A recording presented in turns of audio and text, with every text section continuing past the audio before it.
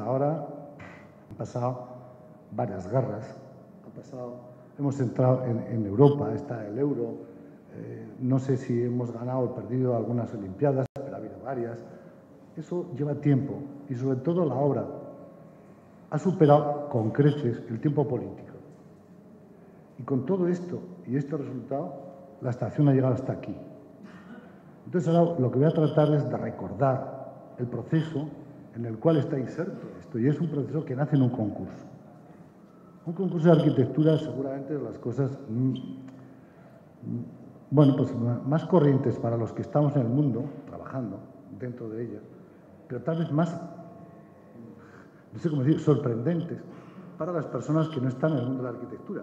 Es decir, un mismo solar, un mismo programa funcional y hasta un mismo planteamiento económico hace que 40 arquitectos propongan 40 soluciones radicalmente distintas y todos pensando que la suya es la mejor. Están locos estos romanos, diría alguien. No puede ser. Seguramente que habrá algunos márgenes de coincidencia. Pues en la estación de autobuses realmente fueron muy distintos. Con el tiempo, yo creo que debatimos algunas de las soluciones.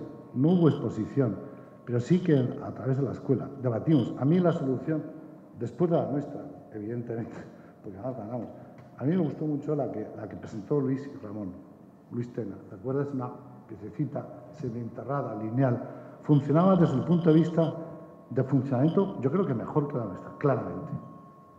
Pero la nuestra se apoyó en algo que me parecía muy importante, que era en la geometría del Marqués de Vauban, en esa geometría mecanicista, en la cual en el siglo XV ya se empezó a trazar una ciudadela y que nosotros pensamos que algo que va a estar ahí podía tener algo que ver. Era poner, junto a esa rueda dentada que tenemos delante, era seguir dentando un engranaje que acabase funcionando ahí.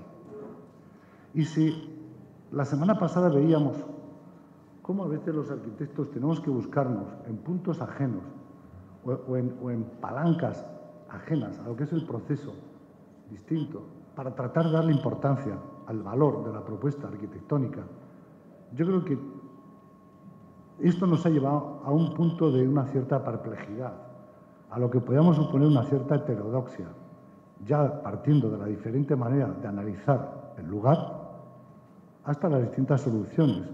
Pero desde luego a mí me gustaría en estos momentos lanzar, no sé si una cierta lucha en los momentos de crisis, no económica, sino la crisis profesional y profunda, en donde frente a una imagen o frente a otra imagen distinta, volvamos a recuperar los arquitectos aquellos valores en los cuales podemos seguir apoyando esa palanca inicial en la cual apoyar las siguientes decisiones del proyecto.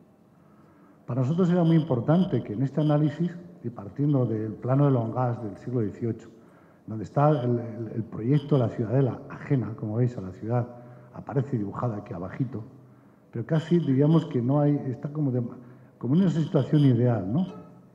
Aquí ya nos vamos encontrando más cerca con la realidad de lo que era el suelo, un suelo que había sido hasta hace poco instalaciones militares, que se llevaba usando como aparcamiento, que se había hecho un proyecto sobre el cual existía una cierta, diríamos, interacción, haciéndola que fuera deportiva, que fuera aparcamiento y fueran barracas. Y entonces la reflexión era también desde la memoria colectiva, ¿no? Cómo gente que habíamos ido ahí a recoger el petate para hacer las milicias, luego se estaba jugando o se estaba divirtiendo, pero hace ya tiempo que ya no están las barracas y me gustaría ahora preguntarle a algún niño de Pamplona si él ha podido o ha conocido ahí las barracas, porque hay muchos que sí, pero ya hay muchos que ya no. Lo cual demuestra que esta ciudad, en esta evolución constante, lo que nos estaba planteando era realmente si es posible en este lugar hacer un uso nuevo al lado del monumento más big de Pamplona, más que la catedral. Tienen cuadros, me parece que son 3 expedientes big, además el de los glacis. Y ahí empezamos la auténtica lucha del proyecto posterior. Así que yo creo que la primera, que es la más importante, es que nos encontramos con un plano en el cual estaban reflejadas las instalaciones militares. Este plano está en el ayuntamiento. Y es el plano que hizo un señor que se llama Dionisio Casañal, ingeniero topógrafo militar. Creo que fue en época de la Segunda República, cuando en España se dictó un real decreto en el cual toda aquella ciudad que tuviese más de 10.000 habitantes debía tener un plano. Era la palabra que hoy, digamos, debía tener un plan general. Es decir, había que modernizarse. Digamos que ese decimonónico estado de un urbanismo atrasado debía, bueno, pues mirar hacia lo que podía ser ya la herencia de este, no sé decir, más allá del academicismo para plantear ese plano. Entonces, salieron como en una convocatoria muchos planes. Evidentemente, lo primero que había que hacer en aquellos contratos era levantar el estado actual de esas ciudades. ¿Quién tenía capacidad para hacerlo? Evidentemente los militares, que eran los únicos que estaban acostumbrados y que tenían equipo. Y entonces, en este caso, ingeniero topógrafo, Dionisio Casañar, estuvo trabajando entre Zaragoza y Pamplona, pero sobre todo en la Ribera. Y a mí me sorprendió que un personaje que yo lo he conocido en Buñuel, que vamos a conocerle de los planos, y que había siempre maravillado su exactitud, nos encontramos que realmente en ese planito tenía dibujadas exactamente todo lo que eran las huellas de los baluartes, lo mismo que las contraescarpas. Por supuesto que el camino de defensa y aquellos datos en los cuales basamos la geometría. Entonces, digamos que entre este plano y el anterior, este es el plano, el anterior es este, nos encontramos con que aquí había un rebellín y, en definitiva, había una geometría sumergida. Y nos pareció que en ese lugar lo más importante era aventurarse, arriesgarse a pensar que ahí podían salir los auténticos restos que estaban tapados por los militares sobre ese plano que teníamos de Dionisio Casañar. Y entonces lanzamos, bueno, la siguiente idea, que era recuperar los fosos, recuperar el rebellín de Santa Lucía, en una hipótesis, en aquellos momentos absolutamente de concurso, que es decir, si los militares han colocado ahí esos barracones, seguramente habrán rellenado. Lo que no habrán hecho nunca es quitar un rebellín sino que directamente con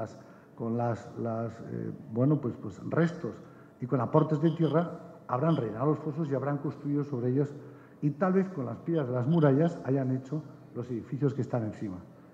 Bueno, nosotros en base a esto hicimos un proyecto que nacía en la Plaza de los Fueros, en la plaza que había hecho Rafael Moneo, por la cual nos introducíamos hacia un aparcamiento, y en lo que era el aparcamiento cubierto, lo que hicimos fue admitir la geometría de las contraescarpas y del rebellín para lanzar una idea que no era otra cosa que confiar en la máquina como un ejercicio en el cual se iba a desarrollar una operación dentada, pero manteniendo, en este caso, las líneas de una geometría que se basaban en la de los baluartes y, a su vez, derivadas, digamos, de ese plano cuyas alineaciones estaban hechas por Dionisio Casañar.